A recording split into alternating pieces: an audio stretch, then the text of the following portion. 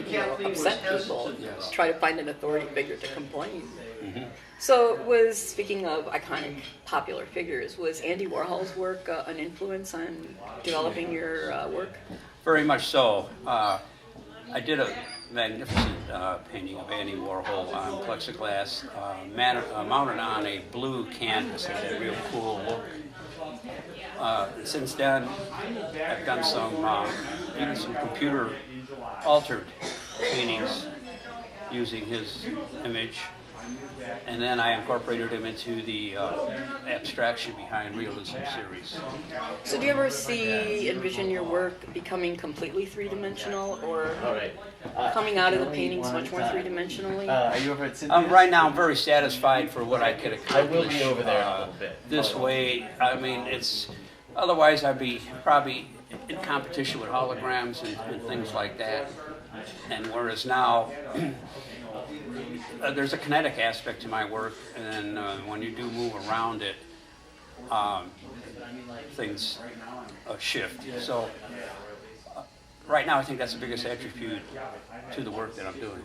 Well, certainly, I mean, apart from its innate, because it's dimensional qualities, when light reflects on it, it certainly, makes it move around, dancerly in a way. Have you ever considered doing dancers in the plexiglass? I know in some of your drawings you have some tango dancers. Yeah, actually I haven't really approached it that way. I may have touched on it in my drawings. Mm-hmm. Well, are you? Have you considered it? You know what? I'm influenced by images a lot, and when I do see an image that way, definitely go for it. Mm-hmm. So what's your next step?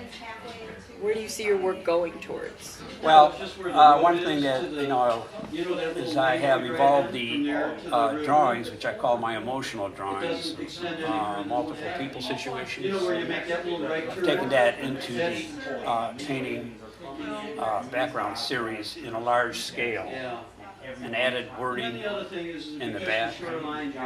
And that's all so brand new.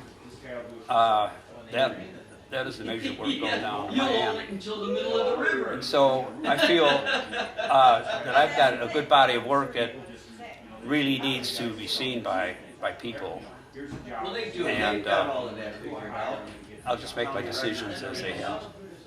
Well, we certainly hope that more people get to see your work, both in Chicago and in Miami and in New York. Thank you very much. Walter Fydryck, painter extraordinaire.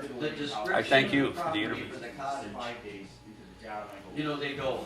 Seemed to be pretty cool. That's great.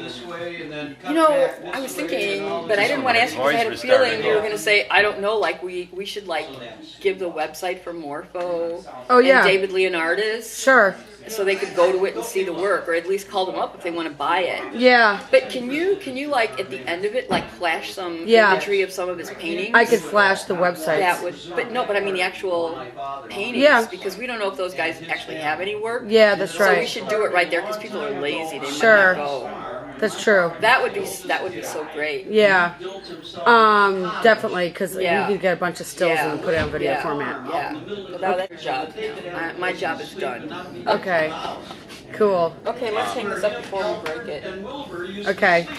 Thanks, Alison. Yeah. It was fun. Yeah, it was. This is going to be like, when all those wacky Dada people were just farting around. Oh, yeah, right. I know. It's true. But then it becomes historical documentation. That's true, too. You understand that? So him and his brothers did that. It was part of their thing. Well, we're very happy to be talking to Walter Fydryck, painter extraordinaire. I thank you for the interview.